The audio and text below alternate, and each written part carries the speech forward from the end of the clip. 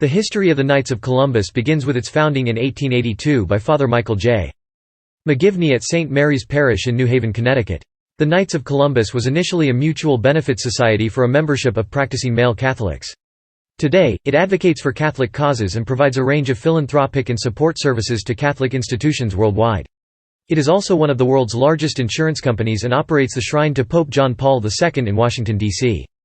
The order was designed to foster members' pride in both their Catholic and American heritages and to establish standards of behavior for Catholic gentlemen. It expanded beyond Connecticut and the United States to establish its first international councils by 1905.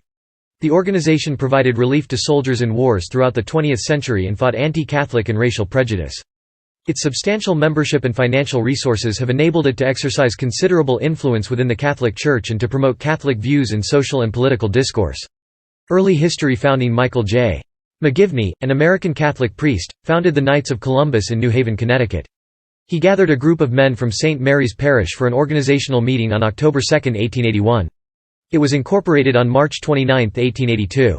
McGivney had originally conceived of the name, Sons of Columbus.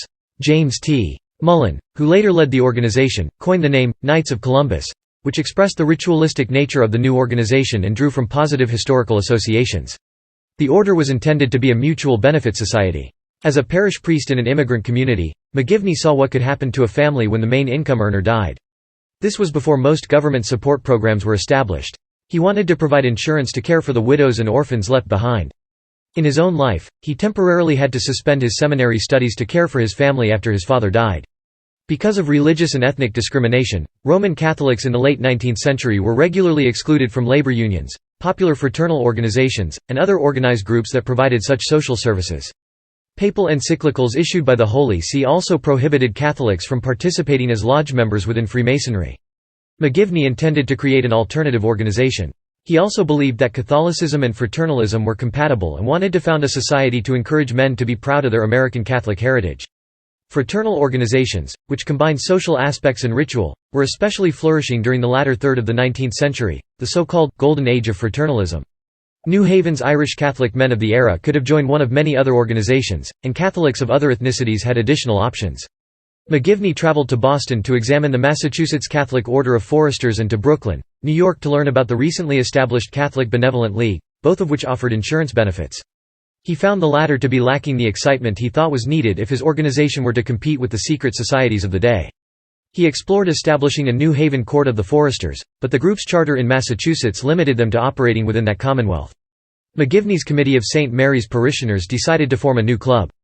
Catholic and American taking the name of Columbus was partially intended as a mild rebuke to Anglo-Saxon Protestant leaders, who upheld the explorer as an American hero, yet simultaneously sought to marginalize recent Catholic immigrants. In taking Columbus as their patron, the founders expressed their belief that not only could Catholics be full members of American society, they were instrumental in its foundation.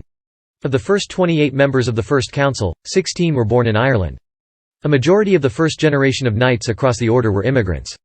Joining the Knights gave the recent immigrants a mantle of middle-class American respectability without forfeiting their pre-existing ethnic and religious identities, and gave them a rhetorical foundation for claims to full American citizenship. Unlike many other Catholic organizations of the time, though, the Knights placed a greater emphasis on loyalty to their New World republics than they did on old ethnic divisions of the Old World. McGivney envisioned an organization that would imbue members with a zealous pride in one's American Catholic heritage. In Canada, a similar sentiment held among early members.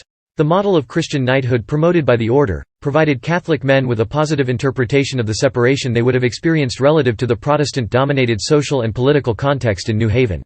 The order effused a sense that as Catholic gentlemen and Knights of Columbus they should be regarded as exemplars of virtue, not aberrations from the dominant Protestant model of manhood. High standards for members' membership was limited to practical, Catholic men or Catholics in good standing at the time of their application. Only worthy men were permitted to join. As Catholics in parishes that were predominantly Irish and Irish American, the demands placed on them by the Church would be well known to them. Perhaps to counteract the perception of the Irish as drunks or lower class, sobriety was demanded of members. The order was the only fraternal organization in America at the time whose constitution did not exclude African American members, but liquor dealers were expressly prohibited from joining. Newspapers at the time published sensationalized accounts of inebriated soirees, held by other organizations for Irishmen, but the Knights' social functions, formal dinners, balls, and cotillions, also reflected members' aspirations toward middle-class refinement. At the Board of Government Convention in 1887, a proposal was made to admit non-Catholics, but was strongly opposed by Supreme Knight John J. Phelan. The order cannot stultify itself or allow itself to masquerade in the garb of sanctity it wittingly desecrates. Our laws design us to be Catholics pure and simple. Growth. Although its first councils were all in Connecticut, the order spread throughout New England and the United States in subsequent years. The order experienced unparalleled success in the late 19th and early 20th centuries. It outpaced all other Catholic fraternities of the era. By 1904, only 5 states had no council. By the time of the first annual convention in 1884, the order was prospering. The 5 councils throughout Connecticut had a total of 459 members. Groups from other states were requesting information. By 1889, there were 300 councils comprising 40,000 knights. 20 years later, in 1909, there were 230,000 knights and 1,300 councils. The 1 millionth member, Ferdinand Foch, joined the order in 1921. As the order expanded outside of Connecticut, structural changes in the late 1880s and 1890s were instituted to give the Knights a federalist system with local, state, and national branches of government. This allowed them to coordinate activities across states and localities. The Charter of 1899 included 4 statements of purpose, including, to promote such social and intellectual intercourse among its members as shall be desirable and proper, and by such lawful means as to them shall seem best. The new charter showed members' desire to expand the organization beyond a simple mutual benefit insurance society. Associate members who did not purchase life insurance were permitted to join in 1892. On September 22, 1934, William Cardinal O'Connell was the first American to be made an honorary member of the Supreme Council. In 1937, Massachusetts State Deputy Patrick J. Moynihan stunned delegates by nominating Deputy Supreme Knight Francis P. Matthews for Supreme Knight, but Matthews declined the nomination. Outside the United States, the Knights of Columbus have councils in many countries, including Canada, the Philippines, Mexico, Poland, the Dominican Republic, Puerto Rico, Panama, the Bahamas, the Virgin Islands, Cuba, Guatemala, Guam, Saipan, Lithuania, Ukraine, and South Korea. The first councils in Mexico and the Philippines were founded in 1905. Cuba's first council was established in 1909. Canada Council No. 284 was established in 1897 in Montreal. It was largely Anglophone with only 6 French-Canadian members. Its first Grand Knight, however, was J. J. Guérin, a member of the Quebec legislature. Archbishop Paul Bruchesi of Montreal and several other bishops initially opposed the Knights' expansion into Canada. Private negotiations with Cardinal James Gibbons assuaged the fears of most. In Toronto, however, Archbishop Dennis T. O'Connor blocked efforts to expand into his archdiocese on the grounds that there were already too many Catholic societies in existence. Upon his retirement in 1908, new Archbishop Fergus McKevey allowed a council to be formed on the condition that he be allowed to appoint the council's chaplain. The 131 charter members swelled to more than 600 in just 8 years, and it became the largest council in Ontario with nearly 10% of all knights in the province. The Knights grew rapidly in Canada, and by 1904 there was a state council in Quebec and one for Ontario and the Maritimes. 6 years later, in 1910, the 60 Canadian councils had 9,000 members. While there were other Catholic fraternal societies in Canada in the 19th century, none recruited as vigorously, grew as rapidly, or captured the public attention and imagination as did the caped and plumed Knights of Columbus. By then, the Knights were seen as those laymen who could successfully defend the Church from external opposition when required and, more importantly, could voice the opinions and teachings of the Church, bringing them to bear of the problems of Canadian society. 40 years after its founding, the Knights of Columbus had spread into Canada and had become a powerful enough presence there to generate a backlash from the nationalist francophone community. French Canadians created a competing society, the Ordre de Jacques Cartier, in 1926. Columbian manhood in contrast to most of the other fraternal societies of the era, which provided an escape from the extreme gender bifurcation of the Victorian era. Literature produced by the Knights of Columbus valorized affectionate bonds between men and their mothers, and idealized the relationship between men and their wives and children. The early records of the order did not display concern about the purported feminization of men that arises from a commitment to family and faith. Instead, Columbian manhood in the early documents equated manhood with the performance of one's duties as a Catholic and father. It emphasized being chivalrous, a loving husband, a good Catholic, and a solidarity with one's fellow man. Knights were seen as fathers and parishioners first. This sense of duty to faith and family was also reflected in the public events the order conducted during its first 2 decades of existence. The Columbiad, a monthly paper devoted to the interests of the Knights of Columbus, published an article in November 1903 comparing Knights of Columbus to chivalrous medieval Christian knights, extolling their shared traits of vigorous, virtuous, manly faith. The Christian knight, according to the Columbiad, was the knight of spotless life, of Christian faith, of dauntless courage, of unblemished honor, faithful to his word, loyal and true, like the knights of King Arthur.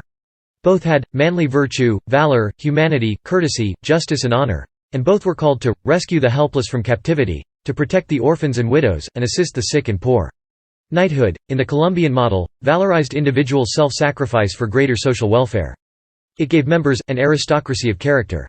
Colombian men were also expected to take an active role in fatherhood and child-rearing.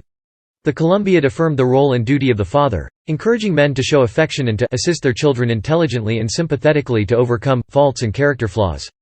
Men were also expected to have close and supportive relationships with their wives and mothers. Fourth degree. From the earliest days of the order, members wanted to create a form of hierarchy and recognition for senior members. This issue was discussed at the National Meeting of 1899. As early as 1886, Supreme Knight James T. Mullen had proposed a patriotic degree with its own symbolic dress. From these discussions, the fourth degree was created, joining the three previous degrees on charity, unity, and fraternity. About 1,400 members attended the first exemplification of the fourth degree at the Lenox Lyceum in New York on February 22, 1900. The event was infused with Catholic and patriotic symbols, imagery that celebrated American Catholic heritage. The two knights leading the ceremony, for example, were the expositor of the Constitution and the defender of the faith. The ritual soon spread to other cities. The new fourth degree members returned to their councils, forming assemblies composed of members from several councils. Those assemblies chose the new members. In 1903, the Board of Directors officially approved a new degree exemplifying patriotism order-wide, using the New York City model. The order had a desire to receive within its ranks only the best, and intended the men should be practicing Catholics. As one measure, each candidate was required to submit a certificate from his parish priest attesting that he had received Holy Communion within the past 2 weeks. Fourth degree members belong to one of 3,109 assemblies, including 75 created in 2012. The first assembly in Europe was established in 2012, and in 2013 a new assembly for Boston area college councils was created at Harvard University. As of 2013 there were 335,132 fourth degree members, including 15,709 who joined the ranks of the patriotic degree the year before. In its early days, it worked to counter the bias that good Catholics could not be good Americans. The early fourth degree ceremony stressed the contributions Catholics from many countries had made to the United States and had Catholic citizenship as its theme. Color Guards assemblies may form color guards, which are often the most visible arm of the Knights. They often attend important civic and church events. The first fourth degree uniform, adopted in 1900, consisted of white ties, top hats and tails. In 1940, the uniform was changed to a plumed chapeau, a tuxedo, a cape and a ceremonial sword.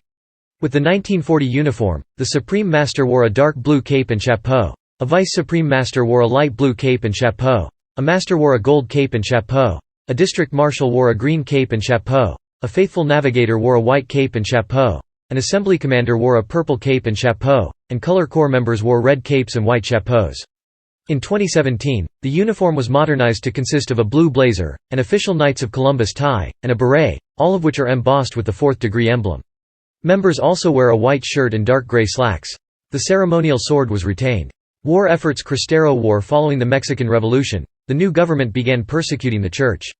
To destroy the Church's influence over the Mexican people, anti-clerical statutes were inserted into the Constitution, beginning a 10-year persecution of Catholics that resulted in the deaths of thousands, including several priests who were also Knights of Columbus.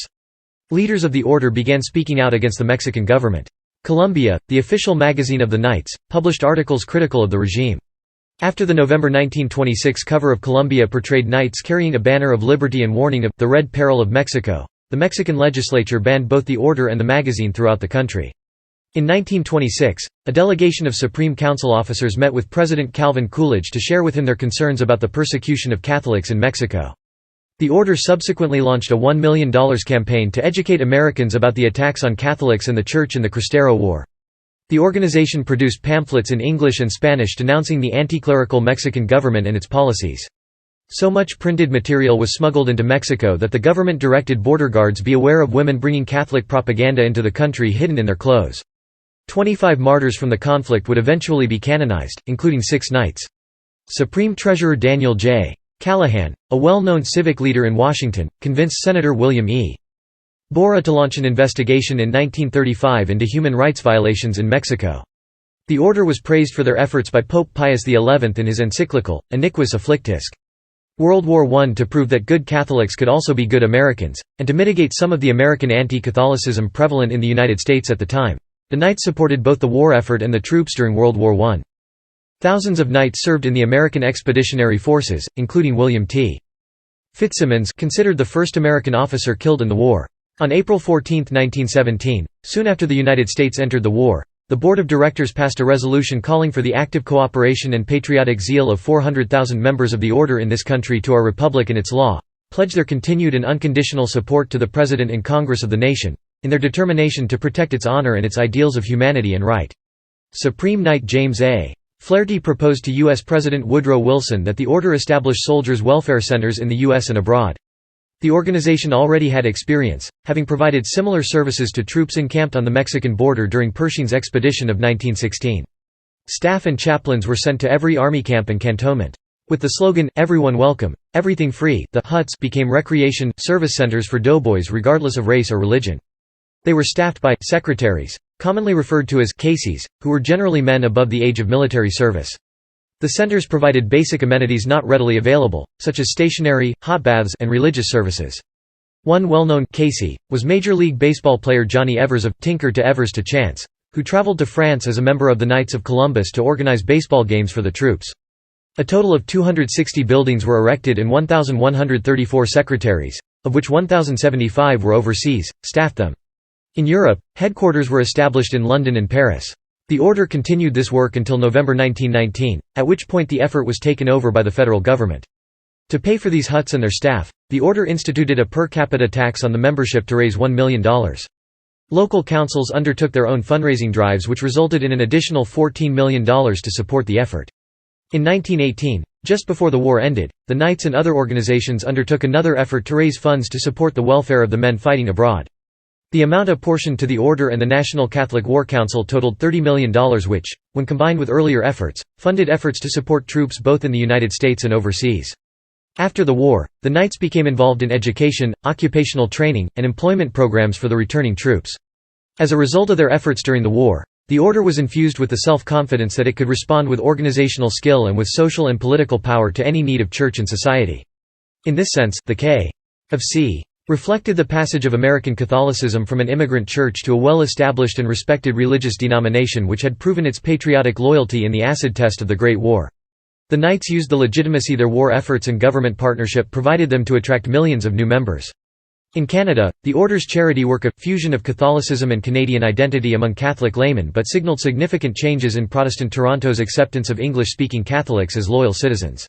According to Supreme Knight Flaherty, "The war provided us with an opportunity to put ourselves before the public in a most favorable light.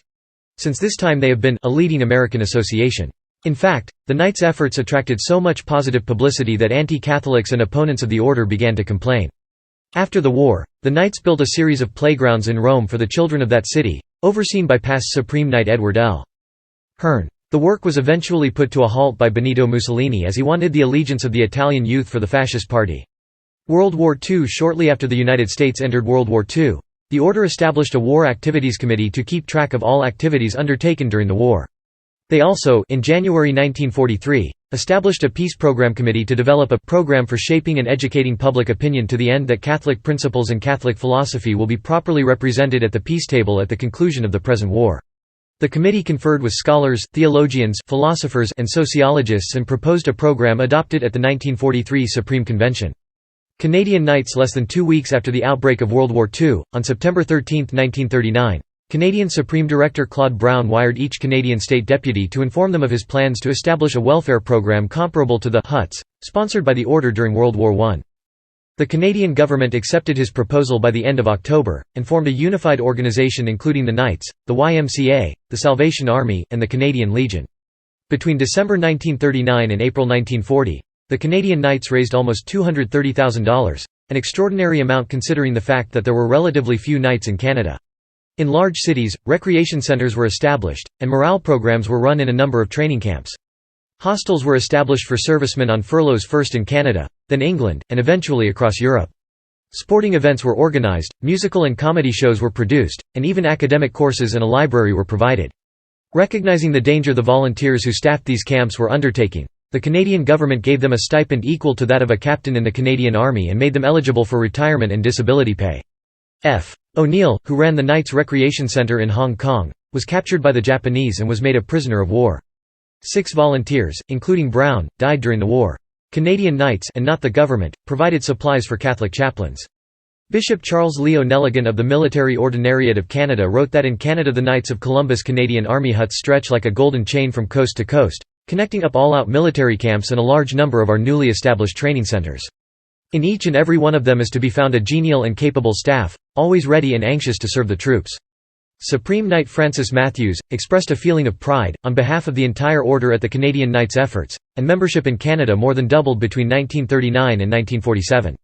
Conflict with the Ku Klux Klan. Since its earliest days, the Knights of Columbus has been a Catholic anti-defamation society. These efforts increased during the 1920s as the Knights, the preeminent Catholic fraternal organization, sought to correct misconceptions about Catholicism.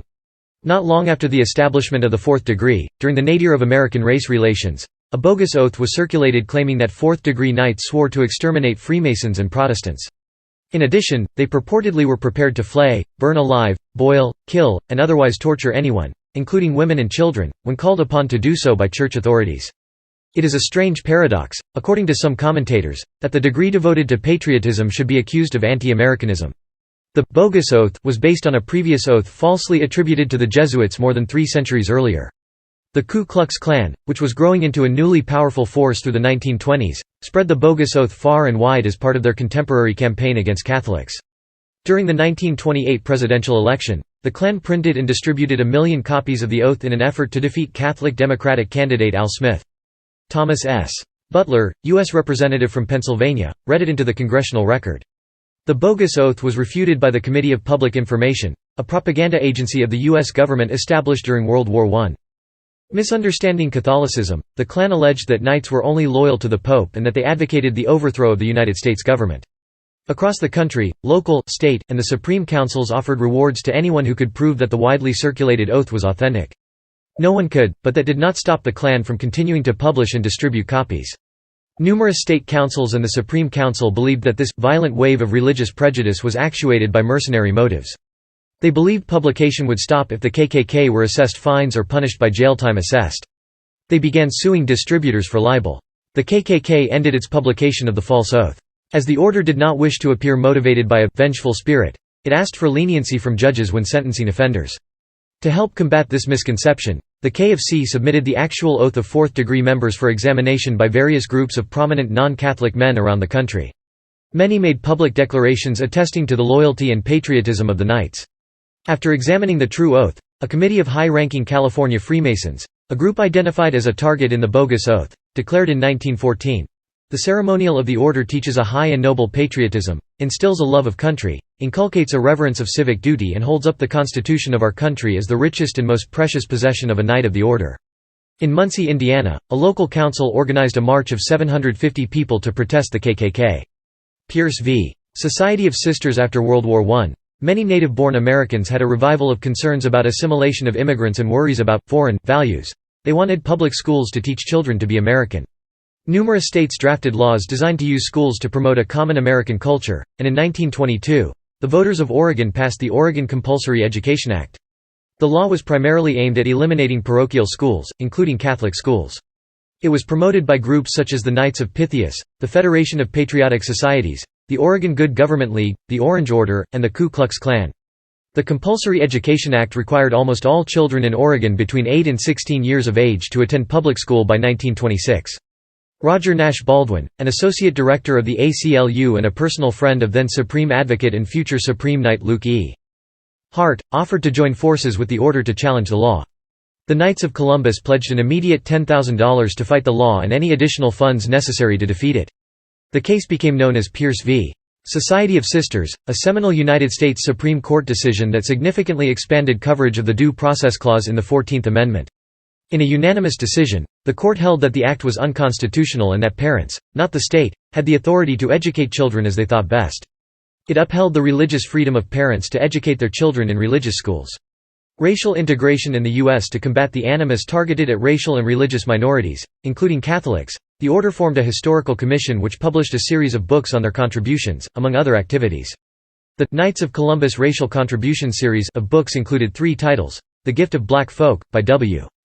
E. B. Du Bois, The Jews in the Making of America by George Cohen, and The Germans in the Making of America by Frederick Schrader. As the 20th century progressed, some councils in the United States became integrated, but many were not.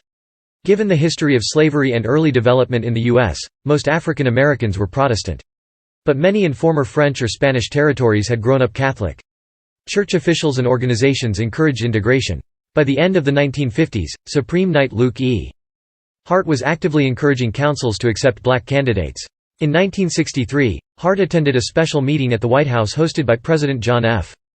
Kennedy to discuss civil rights with other religious leaders. A few months later, a local KFC council rejected a black man's application because of his race, notwithstanding that he was a graduate of Notre Dame University. 6 council officers resigned in protest, and the incident made national news. Hart declared that the process for membership would be revised at the next Supreme Convention, but died before he could see it take place. The 1964 Supreme Convention was scheduled to be held at the Roosevelt Hotel in New Orleans. A few days before the convention, new Supreme Knight John W. McDevitt learned the hotel admitted only white guests, under the state's racial segregation policy. He threatened to move the convention to another venue. The hotel changed its policy and so did the order. The convention amended the admissions rule to require that a new applicant could not be rejected by less than one-third of those voting. In 1972 the Supreme Convention amended its rules again, requiring a majority of members voting to reject a candidate.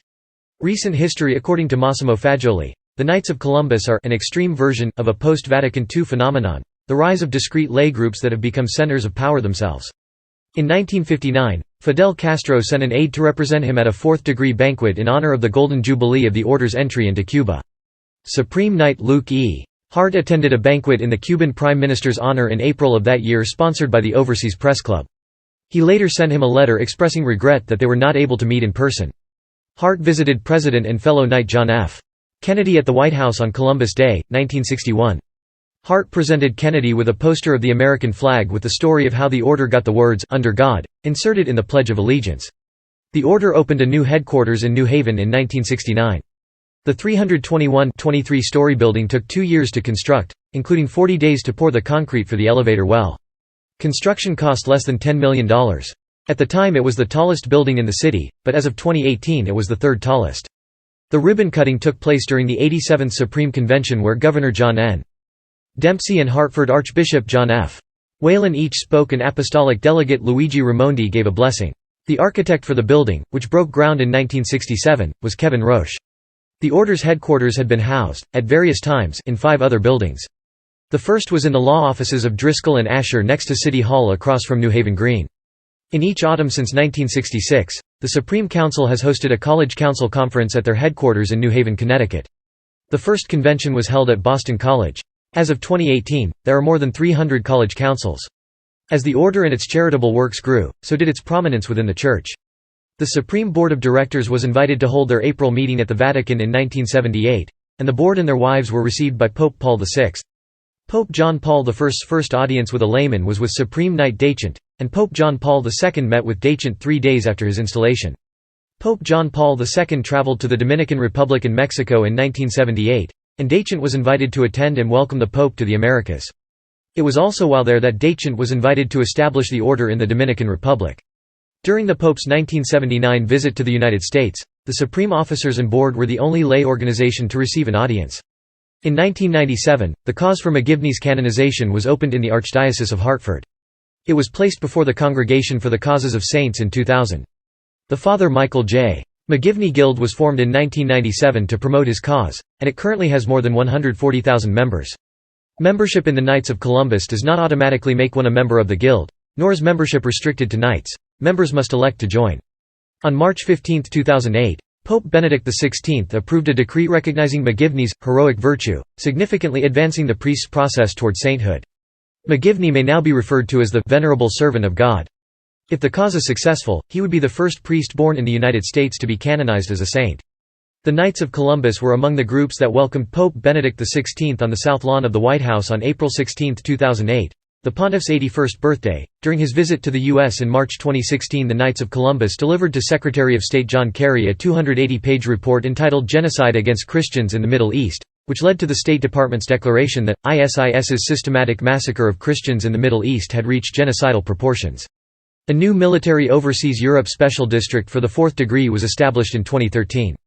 More than 100 Department of Defense civilian employees and active duty personnel based in Germany, Italy, and Britain took part in a special fourth-degree exemplification ceremony at Ramstein Air Force Base in Germany in 2013. In that year, exemplifications were also held in Camp Zama, Japan, and Yongsan Garrison in Seoul, Korea, where there are existing assemblies. In 2017, an IT contractor sued the Knights of Columbus and accused them of breaching a verbal contract. On September 12, 2019, a jury found the Knights had indeed breached its verbal contract with List Interactive and awarded $500,000 in damages. A report on this situation in the tablet cited Pope Francis's teaching on "a poor church for the poor," and contrasted this teaching to the high salaries given to members of the Knights' board of directors, the use of a Washington lobbyist employing the son of the Supreme Knight, and vigorous encouragement of insurance policy sales by the Knights' chief insurance officer. Supreme Convention's President Richard Nixon addressed the Supreme Convention in 1971. President Ronald Reagan spoke in 1982 and 1986 and George W. Bush spoke in 2004. George H. W. Bush spoke as vice president in 1984 and then again as president in 1992. President Bill Clinton sent a videotaped message to the 111th Supreme Convention saying the order's contributions to the Catholic Church and to your communities merit our applause. Insurance program. The original insurance system devised by McGivney gave a deceased knight's widow a $1,000 death benefit. Each member was assessed $1 upon a death, and when the number of knights grew beyond 1,000, the assessment decreased according to the rate of increase. Each member, regardless of age, was assessed equally. As a result, younger, healthier members could expect to pay more over the course of their lifetimes than those men who joined when they were older. There was also a sick benefit deposit for members who fell ill and could not work. Each sick knight was entitled to draw up to $5 a week for 13 weeks. If he remained sick after that, the council to which he belonged determined the sum of money given to him. The need for a reserve fund for times of epidemic was seen from the earliest days, but it was rejected several times before finally being established in 1892. Since its first loan to St. Rose Church in Meriden, Connecticut in the late 1890s, the Knights of Columbus have made loans to parishes, dioceses, and other Catholic institutions. By 1954, over $300 million had been loaned and the program never lost 1 cent of principal or interest. In the post-World War II era, the interest rates on long-term bonds dipped below levels at which the Order's insurance program could sustain itself, and Supreme Knight Hart moved the Order into a more aggressive program of investing in real estate. Under his leadership, the Order established a lease-back investment program in which the Order would buy a piece of property and then lease it back to the original owner, upon terms generally that would bring to our Order a net rental equal to the normal mortgage interest rate. Late in 1953 it was learned that the land upon which Yankee Stadium was built was for sale. On December 17, 1953, the Order purchased the property for $2.5 million and then leased it back for 28 years at $182,000 a year with the option to renew the lease for 3 additional terms of 15 years at $125,000 a year. In 1971 the City of New York took the land by eminent domain. Between 1952 and 1962, 18 pieces of land were purchased as part of the leaseback program for a total of $29 million. During this time, the amount of money invested in common stock also increased. In 1969, a requirement that all members between 18 and 26 take out insurance was abolished. Modern program. The Order offers a modern, professional insurance operation with more than $100 billion of life insurance policies in force and $19.8 billion in assets as of June 2013, a figure more than double the 2000 levels. Nearly 80,000 life certificates were issued in 2013, almost 30,000 more than the Order's closest competitor, to bring the total to 1.73 million. The program has a $1.8 billion surplus. Over $286 million in death benefits were paid in 2012 and $1.7 billion were paid between 2000 and 2010. This is large enough to rank 49th on the A.M. Best list of all life insurance companies in North America. Since the founding of the Order, $3.5 billion in death benefits have been paid. Premiums in 2012 were nearly $1.2 billion, and dividends paid out totaled more than $274 million. Over the same time period, annuity deposits rose 4.2%, compared to an 8% loss for the industry as a whole. Every day in 2012 more than $10 million was invested, for a total of $2.7 billion on the year, and an annual income of $905 million. The Order maintains a two-prong investment strategy. A company must first be a sound investment before stock in it is purchased, and secondly the company's activities must not conflict with Catholic social teaching. Citing the awards they have won, the Order calls themselves champions of ethical investing.